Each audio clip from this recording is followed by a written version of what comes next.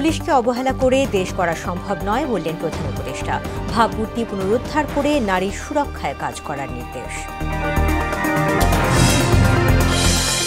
নারী শিশু নির্যাতন দমন আইন সংশোধনে নীতিগত সিদ্ধান্ত সরকারের। শিশু ধর্ষণ মামলা নিষ্পত্তিতে বিশেষ ট্রাইব্যুনালের বিধান। প্রবাসীদের প্রক্সি ভোটের বিষয়ে চূড়ান্ত সিদ্ধান্ত হয়নি বললেন ইসি সানাউল্লাহ। নির্বাচন ব্যবস্থা সহ সংস্কার প্রস্তাবনায় মালয়েশিয়ার রাষ্ট্রদূতের সমর্থন।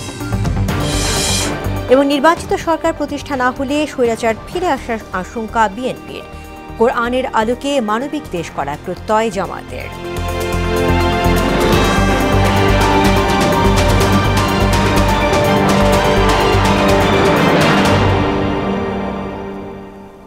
আসসালামু আলাইকুম, মোহনা সংবাদে সবাইকে স্বাগত। শুনছিলেন শিরোনাম, সঙ্গে আছি তাসমিয়া জেরিন।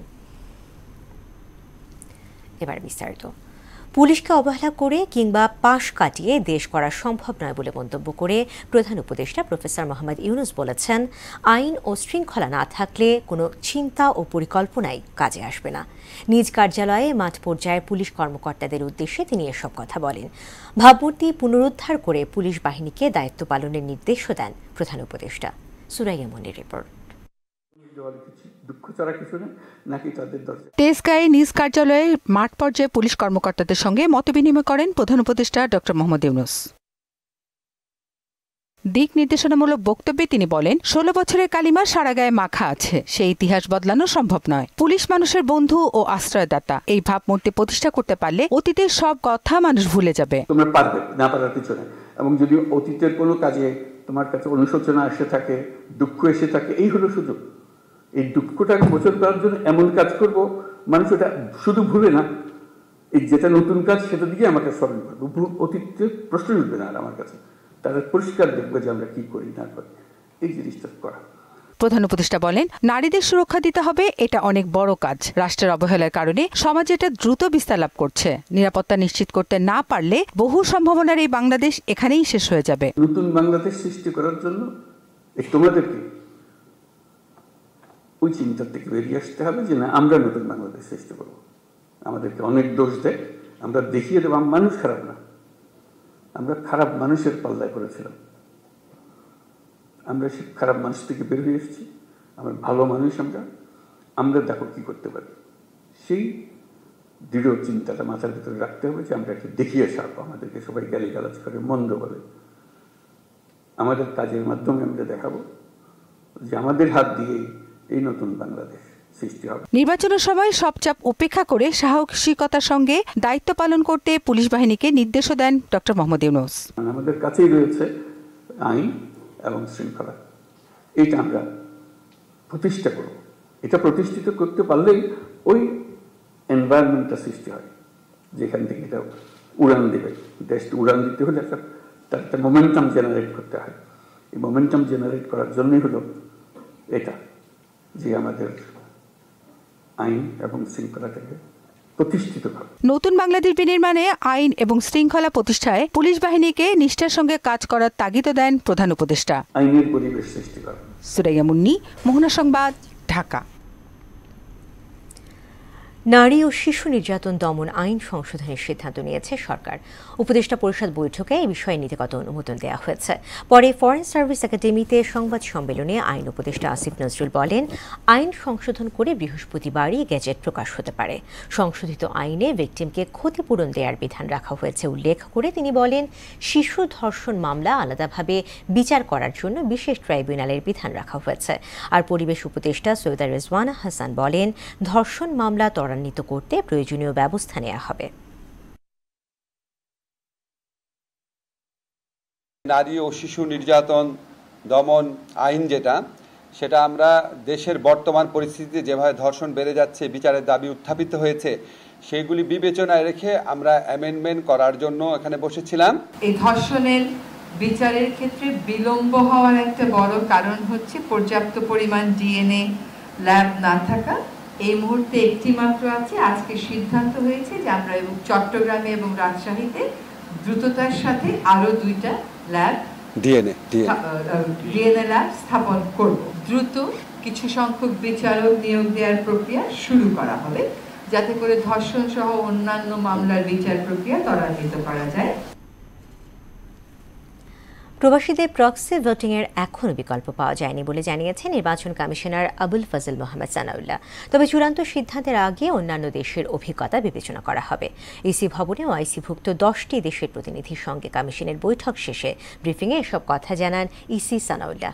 এতে মালয়েশিয়ার রাষ্ট্রদূত নির্বাচন ব্যবস্থা সহ সংস্কার প্রস্তাবনায় নিজেদের সমর্থন আছে বলে জানান। এমআর আসাদের রিপোর্ট। প্রবাসীদের ভোটের সুযোগ নিয়ে আলোচনা সমালোচনার মধ্যেই সোমবার ওআইসিভুক্ত 19 দেশের সঙ্গে বৈঠক ডাকে নির্বাচন কমিশন। আহ্বানে সাড়া দেয় সংযুক্ত আরব আমিরাত, ইরান, কুয়েত, মরক্কো, পাকিস্তান, মিশর, Malaysia, Indonesia, Algeria, Brunei. EC ভবনে বৈঠক শেষে মালয়েশিয়ার রাষ্ট্রদূত নির্বাচন ব্যবস্থা সহ সংস্কার প্রস্তাবনায় নিজেদের সমর্থন জানান। Malaysia will support all the reforms being undertaken by the Bangladesh government, including the electoral reforms. And Malaysia is willing to share its experience especially for the overseas voters for a free, fair and credible election. নির্বাচন কমিশনের সক্ষমতা ও প্রবাসী বাংলাদেশিদের vote গ্রহণ পদ্ধতি নিয়ে আলোচনার কথা জানান ইসি আবুল ফজল মোহাম্মদ সানাউল্লাহ। আমাদের বিভিন্ন প্রস্তুতি, আমাদের অর্গানোগ্রাম, আমাদের ভবিষ্যৎ কর্মপরিকল্পনা, সম্ভাব্য এলাকা যেখানে আমাদের ওআইসিভুক্ত দেশসমূহ আমাদেরকে সহযোগিতা করতে পারে ইত্যাদি বিষয়ে তাদেরকে বলেছি। তাদের অভিজ্ঞতাগুলো আমরা জানতে চেয়েছি, তারা শেয়ার করেছেন, বিশেষ করে প্রবাসী ভোট সংক্রান্ত। সিদ্ধান্ত চূড়ান্ত না হলেও এখনও প্রক্সি ভোটিংয়ের বিকল্প পাওয়া যায়নি বলেও জানান তিনি। আমরা যদি সত্যিকার অর্থে আমাদের প্রবাসীদেরকে ভোট দেওয়ার সুযোগ দিতে চাই, তাহলে কোনো না কোনো একটা অপশন বা সব অপশনের কম্বিনেশন আমাদেরকে নিতে হবে।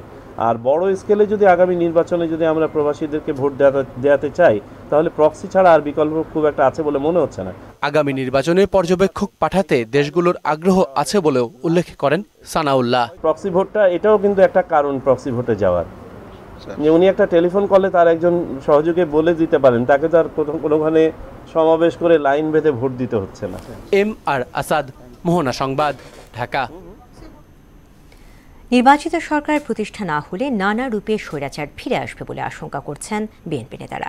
টানা 16 বছর বিএনপি সরকার বিরোধী আন্দোলন এবং 5 অগাস্টের গণ অভ্যুত্থান নিয়ে কিছু উপদেষ্টা বিভাজন সৃষ্টি করছেন অভিযোগ করে শেখ হাসিনার শাসনামলে বিচারহীনতার সংস্কৃতির কারণে দেশে অপরাধ বেড়েছে। রাজধানীতে আলাদা অনুষ্ঠানে এসব কথা বলেন তারা। হুমায়ুন কবিরের প্রতিবেদন।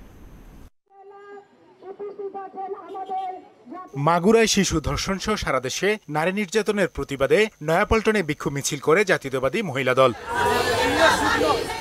এর আগে সংক্ষিপ্ত সমাবেশে সংগঠনের নেত্রীরা বলেন, ধর্ষকের সর্বোচ্চ শাস্তি নিশ্চিত হলে জাতিকে এই ধরনের ঘটনা দেখতে হতো না। আসিয়ার ধর্ষকদের দৃষ্টান্তমূলক শাস্তি দিতে হবে, ফাঁসি দিতে হবে। এর বিকল্প কোনো ব্যবস্থা এই বাংলাদেশে আর হতে পারে না। ধর্ষণ, এই ধর্ষণ যে মহামারী আকারে রূপ নিয়েছে, এই ধর্ষণকে চিরতরে যেন নির্মূল করা হয়। আমাদের দেশনেত্রী বেগম খালেদা জিয়া কিন্তু চেষ্টা করেছিলেন। বিএনপির স্থায়ী কমিটির সদস্য বেগম সেলিমা রহমান অভিযোগ করেন, শেখ হাসিনার দুঃশাসনের ফলে সমাজে অসুস্থ পরিবেশ তৈরি হয়েছে। একটি সুন্দর নির্বাচন দিয়ে জনগণের আস্থা ফিরিয়ে নিয়ে আসুন, তবে বাংলাদেশের সমাজ থেকে শুরু করে আমাদের যে মূল্যবোধের অবক্ষয় সকল কিছু ঠিক হয়ে যাবে। দলের সিনিয়র যুগ্ম মহাসচিব রুহুল কবির রিজভী অভিযোগ করেন, গেল 15 বছরে বিচারহীনতার সংস্কৃতির কারণেই সারা দেশে বেড়েছে অপরাধমূলক কর্মকাণ্ড। শেখ হাসিনার শাসন আমল ছিল অপরাধীদের অভয়ারণ্য। অপরাধী, ধর্ষক, টাকা লুটেরা, স্মাগলার, মাদক ব্যবসায়ী, মাফিয়াতন্ত্র এবং ক্যাসিনোর মালিকদের রমরমা আধিপত্য ছিল আমাদের সমাজে। এদিকে ঢাকা রিপোর্টার্স ইউনিটিতে এক আলোচনায় বিএনপির স্থায়ী কমিটির সদস্য আমির খুসরু মাহমুদ চৌধুরী জনগণের সরকার প্রতিষ্ঠা না হওয়া পর্যন্ত সবাইকে সতর্ক থাকার আহ্বান জানান। যেই দিন বাংলাদেশে পরিপূর্ণভাবে গণতান্ত্রিক অধিকার, অর্ডার, দায়বদ্ধ সরকার, জবাবদিহি সরকার জনগণের ইচ্ছার প্রতিফলনের মাধ্যমে যতক্ষণ প্রতিষ্ঠিত না হবে, ততক্ষণ আপনারা মনে করবেন বাংলাদেশ থেকে স্বৈরাচার বিদায় হয় না। দেশে ক্ষুদ্র ক্ষুদ্র স্বৈরাচার তৈরি হচ্ছে কিনা এমন প্রশ্নও রাখেন আমির খুসরু। ক্ষুদ্র ক্ষুদ্র স্বৈরাচার কি আবার বাংলাদেশে তৈরি হচ্ছে? হুমায়ুন কবির, মোহনা সংবাদ, ঢাকা। আগামীতে ক্ষমতায় এলে কোরআনের আলোকে মানবিক বাংলাদেশ করার কথা জানিয়েছেন জামায়াত ইসলামের আমির ডক্টর শফিকুর রহমান। বরগুনায় নির্যাতিত শিশু এবং নিহত মন্টু চন্দ্র দাসের পরিবারের সাথে সাক্ষাৎ শেষে ভিকটিম পরিবারের পাশে থাকার আশ্বাসও দেন তিনি। যেখানেই অন্যায় সেখানেই জালিমের বিরুদ্ধে ও মজলুমের পক্ষে জামায়াত অবস্থান নেবে বলেও জানান দলটির আমির। আমাদের কাছে দল ধর্মের কোনো ব্যবধান নেই, আমাদের কাছে মানবতা যেখানেই বিপন্ন হবে আমরা চেষ্টা করি সেখানেই গিয়ে হাজিরা দেওয়ার জন্য।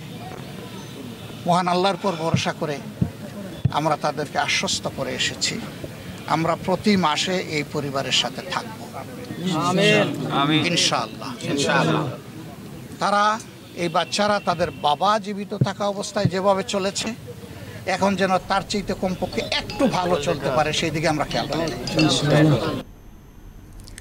করোনা ভাইরাসের টিকা কেনার নামে রাষ্ট্রের 22,000 কোটি টাকা আত্মসাতের অভিযোগে Beximco farmer vice chairman Salman F Rahman এবং সংশ্লিষ্টদের বিরুদ্ধে অনুসন্ধান শুরু করেছে দুর্নীতি দমন কমিশন দুদক।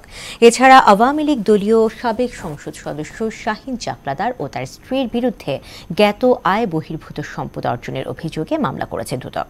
দুপুরে দুদক কার্যালয়ে সংবাদ ব্রিফিংয়ে এসব তথ্য জানান সংস্থাটির মহাপরিচালক মোহাম্মদ আক্তার হোসেন।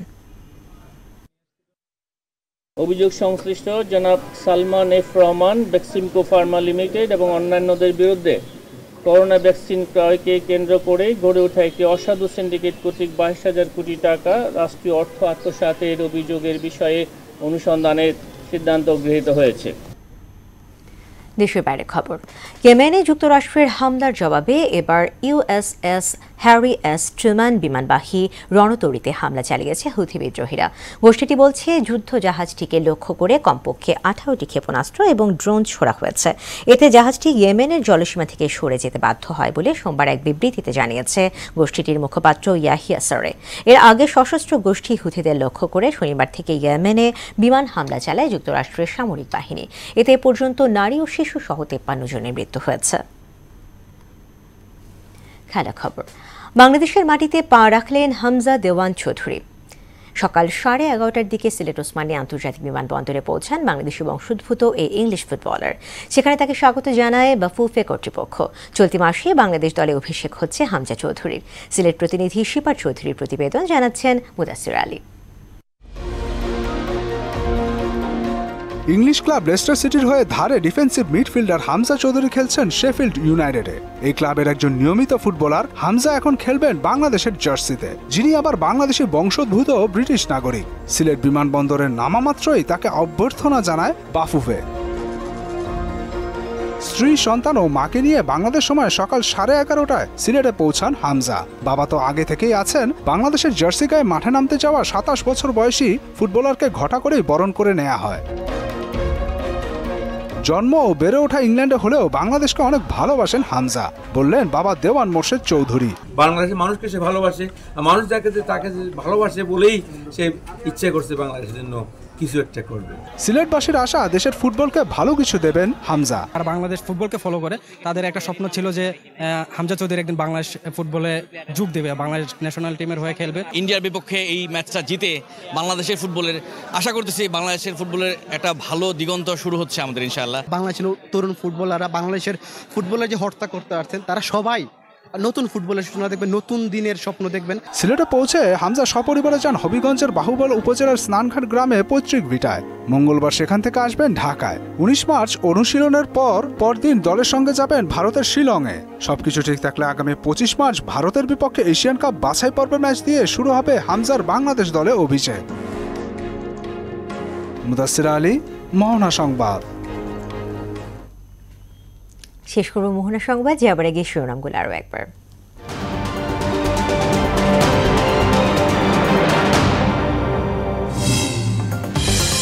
পুলিশকে অবহেলা করে দেশ গড়া সম্ভব নয় বললেন প্রধান উপদেষ্টা।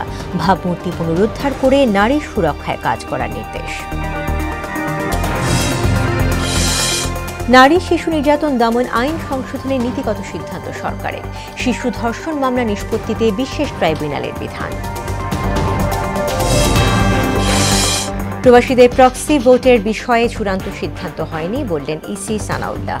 নির্বাচন ব্যবস্থা সহ সংস্কার প্রস্তাবনায় মালয়েশিয়ার রাষ্ট্রদূতের সমর্থন। এবং নির্বাচিত সরকার প্রতিষ্ঠা না হলে স্বৈরাচার ফিরে আসার আশঙ্কা বিএনপির।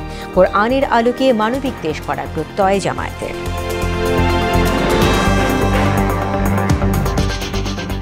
দর্শক, এই ছিল মোহনা সংবাদের পরবর্তী সংবাদ রাত 9টায়। এর আগে সংবাদ এক নজরে দেখবেন সন্ধ্যা 7টায়। এছাড়া মোহনার সবশেষ খবর জানতে ভিজিট করুন www.mohana.tv। সংবাদ দেখতে পারেন আমাদের ফেসবুক পেজ ও ইউটিউবেও। এতক্ষণ সঙ্গে থাকার জন্য ধন্যবাদ।